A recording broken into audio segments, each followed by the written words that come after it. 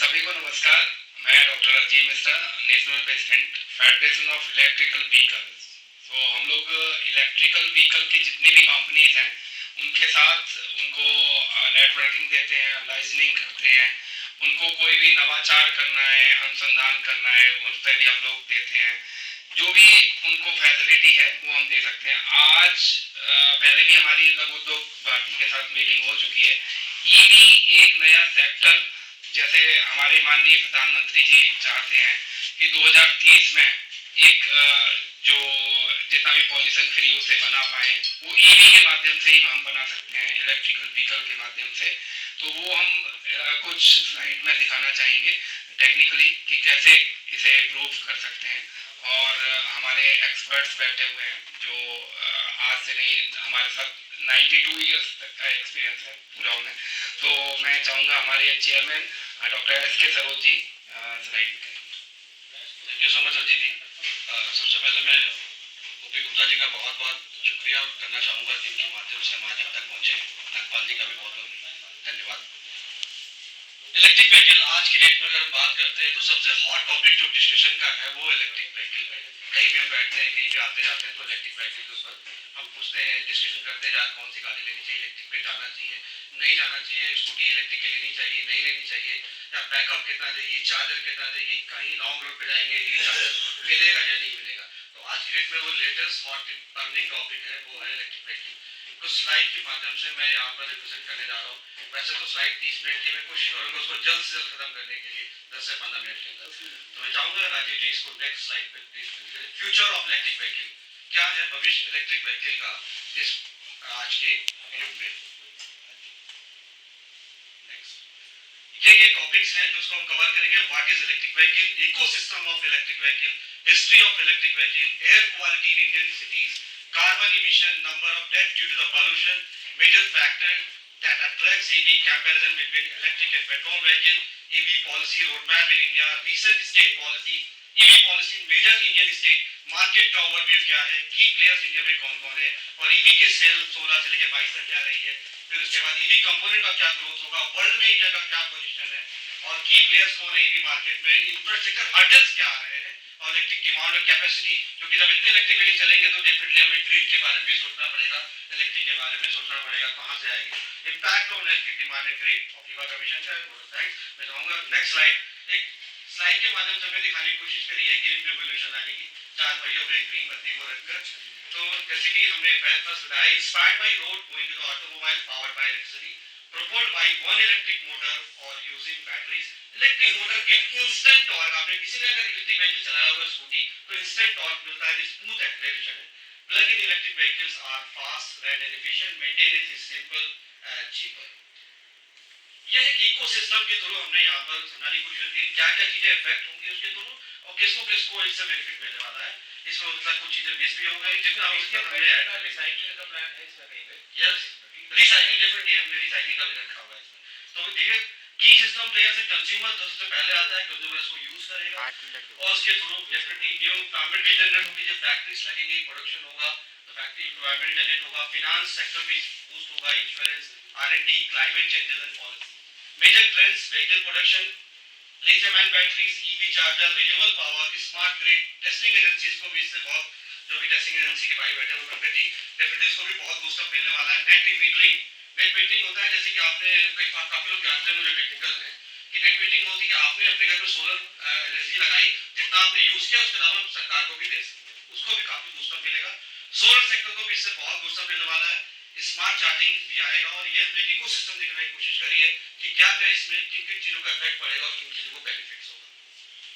History of electric vehicle एक बार थोड़ा सा रिव्यू कर लेते हैं। हिस्ट्री कुछ लोगों को पता होगा, कुछ लोगों के लिए नया होगा। 1837 में electric car begin the long distance Aberdeen Scotland में रॉबर्ट डेविडसन ने आज से 1837 में कर दिया था, आज से लोग 150 साल पहले उन्होंने पहली एक इलेक्ट्रिक ट्रेन कार बनाई थी।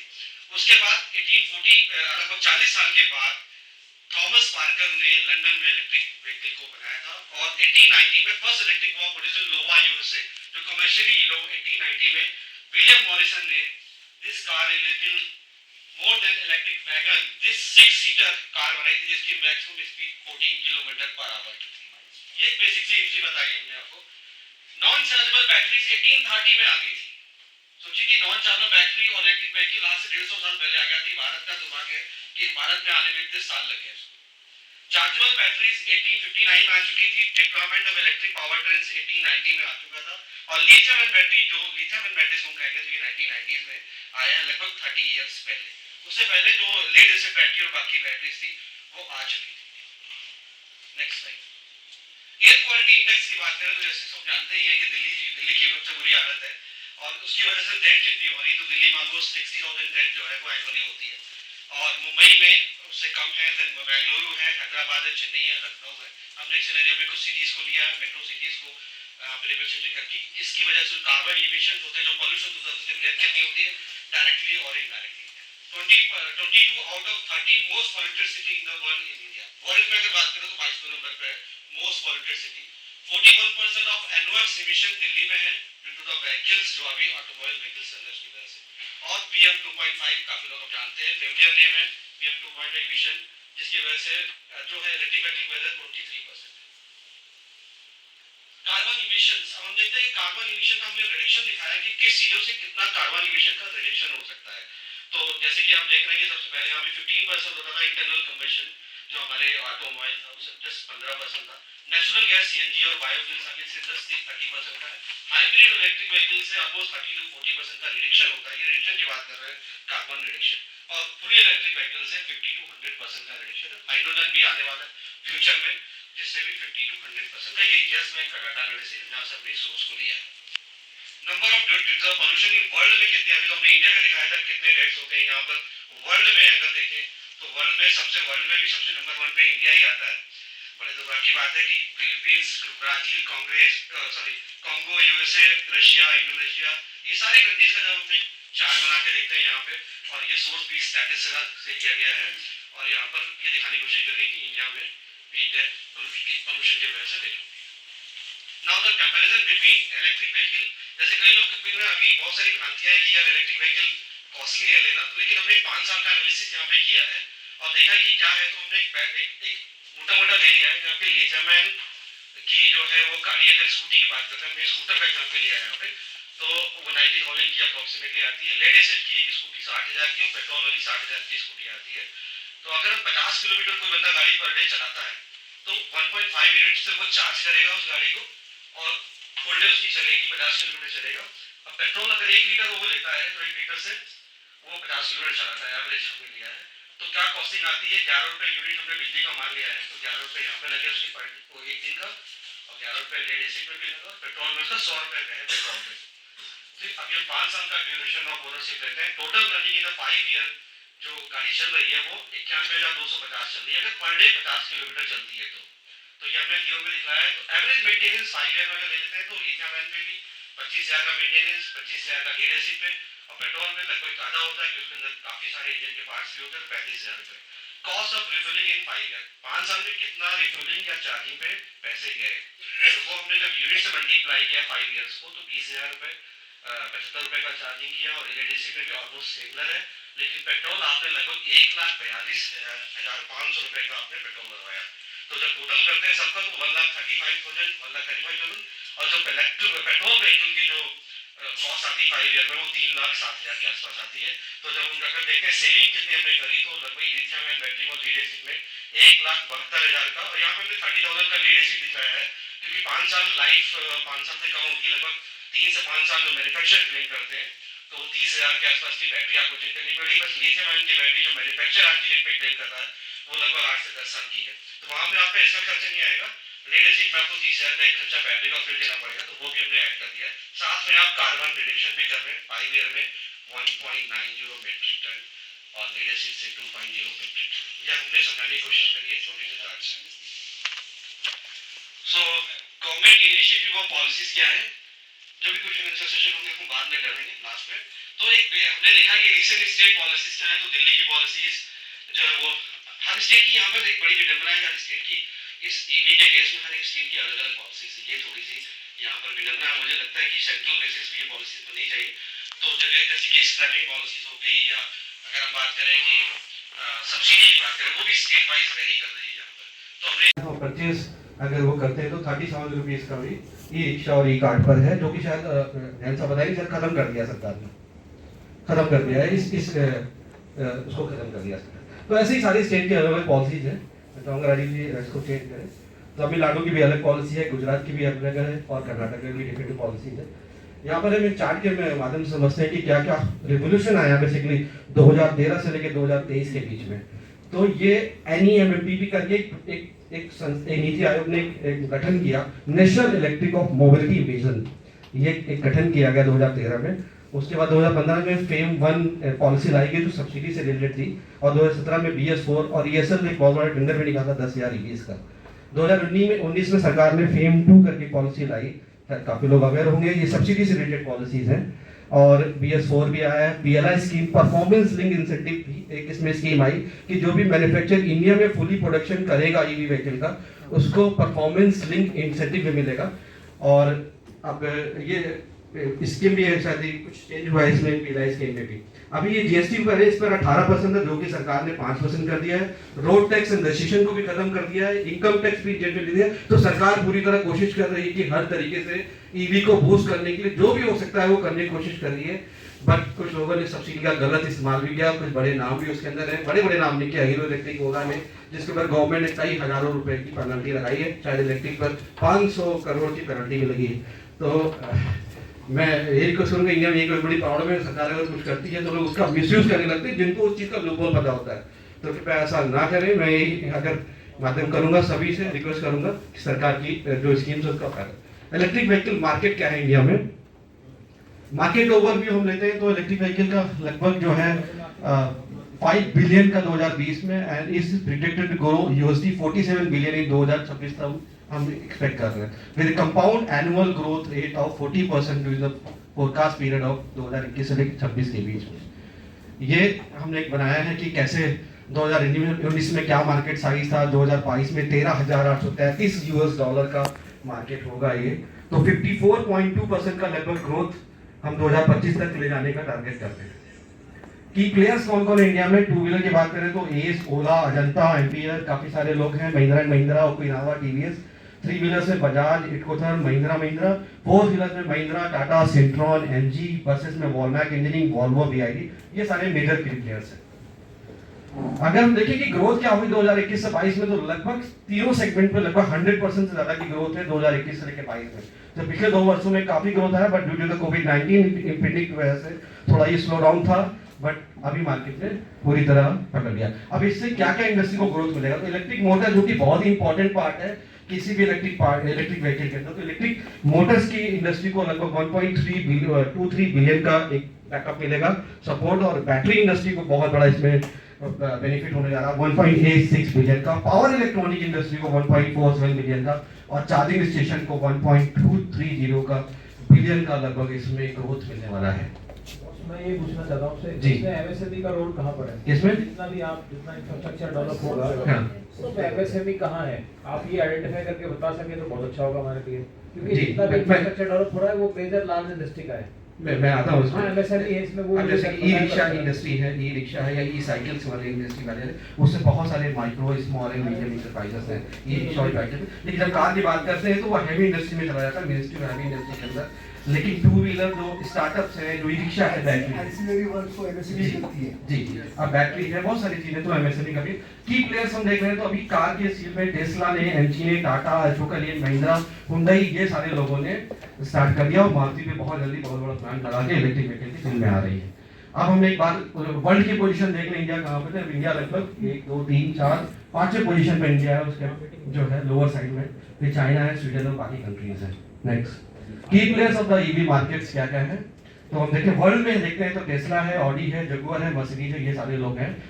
Next, EV charger, that is a very important role in this EV charger, क्योंकि लेने से पहले सबको यही लगता है कि यार ले तो लेंगे, गाड़ी अगर रास्ते में बंद होगी तो करेंगे, फिर पेट्रोल का ऑप्शन है, पेट्रोल तो चले जाते हैं, बट EV के लिए हमारे पास एक थोड़ी सी प्रॉब्लम है। बट उसके लिए भी इंफ्रास्ट्रक्चर बहुत सारा काम हो रहा है। जो टारगेट है मोदी जी का वो लगभग 30% व्हीकल्स 2020 तक वो रोड पर होने चाहिए। 1600 crore units increase in power demand. अब यहाँ पे ईवी चार्जर आ रही तो electricity department, NTPC, power grid और बाकी जो भी पावर जनरेशन कंपनीज उनको तैयार रहना चाहिए इसके लिए, क्योंकि ऐसा तो नहीं हो कि स्कूटी तो चल रही है लेकिन हमारे घरों के बिजली 2 घंटे की घटना बंद हो जाए। तो ये बहुत ही सोचने की बात है, तो ये भी बहुत ही गंभीर विषय है, क्योंकि अभी भी बहुत सारी ऐसी जगह इंडिया में है जहाँ पर अभी भी इलेक्ट्रिसिटी कटती है, वो पूरी तरह नहीं आती है। तो क्या पावर सेक्टर उसके लिए तैयार? 910 करोड़ यूनिट की लगभग पावर डिमांड होने वाली है। तो जो हमारा शॉर्टफॉल है वह भी लगभग अभी जो है 856 करोड़ का शॉर्टफॉल है इसमें। अभी ईवी लेने से पहले जो सबसे बड़ी दिमाग में प्रॉब्लम आती है रेंज की एंजाइटी आती है कि कौन सी गाड़ी लें, पुअर रेंज, लॉन्ग टर्म वो चलेगी नहीं चलेगी, कितनी बैटरी चलेगी उसकी, बहुत सारे लोग अंदर रेंज को लेके एंजाइटी है। Lack of suitable EV options भी है, तो लोगों को ही समझ नहीं आ रहा कि कौन से गाड़ी लें, क्या परफॉर्मेंस होगा क्या नहीं होगा, सर्विस सेंटर उसके होंगे कि नहीं होंगे, क्योंकि जैसे कि जो ये इंडस्ट्री है उसके तो ऑलरेडी ऑटोमोबाइल्स इंडस्ट्री के तो गले गली पे हर जगह पे चार्ज रिपेयर वाला बैठा होता है, बट इसका क्या होगा? हम लेंगे तो क्या हमें वो सर्विस मिलेगी? और एक सबसे बड़ा तो फियर अभी भी लोगों के दिमाग में अभी कॉस्ट थोड़ी सी इसकी हाई जा रही है, क्योंकि सप्लाई और डिमांड का जो रेशियो है वो अभी प्रॉपर नहीं है। तो और जो है लिमिटेड चार्जिंग इंफ्रास्ट्रक्चर सबसे बड़ा हर्डल इसमें, और उस पर भी सरकार और इवन द फीवा भी उसके ऊपर बहुत काम कर रहा है। हमने वो भी तरीके से डिस्कस किया है कि फीवा इसमें कंपनी के साथ कोलैबोरेशन करके दिल्ली एनसीआर में 1000 EV charger free of cost लगाने जा रहे हैं। तो ये इस तरीके से हम लोग इनिशिएटिव ले रहे हैं। जब ईवी चार्जर होगा डेफिनेटली लोग व्हीकल्स लेंगे। एक हमने देखा कि सब्सिडी कहाँ पर है और स्टेट वाइज भी इसको डिस्कस किया है कि दिल्ली में तो almost demand subsidy, road tax में सारी जगह है, बट बहुत सारे स्टेट आंध्र प्रदेश, कर्नाटका और केरला और ऐसे एमपी, तमिलनाडु ऐसी जगह है जहाँ पर अभी भी डिमांड सब्सिडी नहीं मिली। तो वही मैंने बात जो कही थी कि सेंट्रल पॉलिसी बनी चाहिए इसके ऊपर, ना कि स्टेट वाइज बनी चाहिए। दिल्ली में सब्सिडी खत्म हो गई है।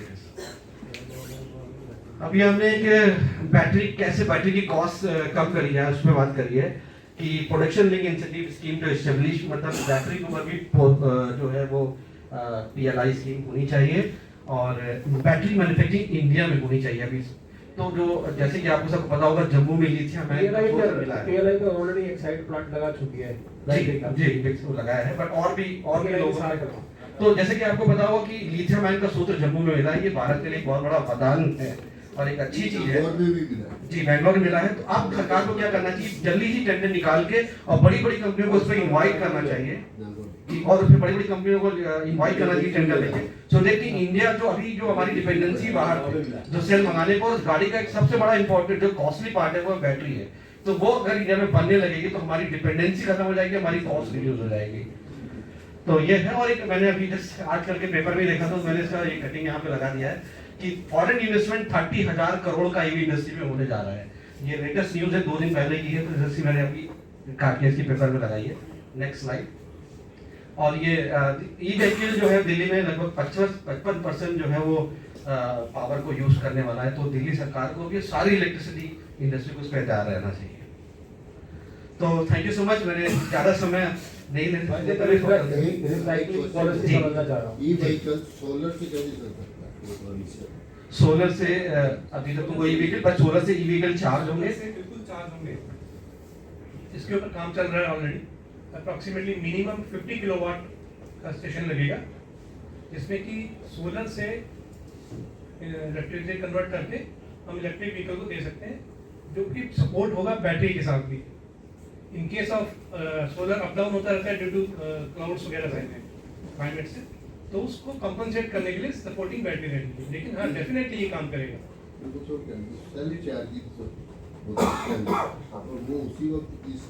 Stand alone charger solar stand alone charger swapping policy आ रही है, स्वैप होगा आपकी बैटरी, स्वैपिंग पॉलिसी आ रही है ऑलरेडी। बैटरी स्वैप होगा, टॉप अप होगा, रिचार्ज होगा, बैटरी आप चेंज करोगे जी। और सोलर और विंड कॉम्बिनेशन भी इसके लिए तैयार होगा। इसी के लिए मैं बोल रहा हूँ कि ई वेस्ट रिसाइकलिंग के बारे में हम सोचें कितना हम वेस्ट जनरेट करने वाले हैं।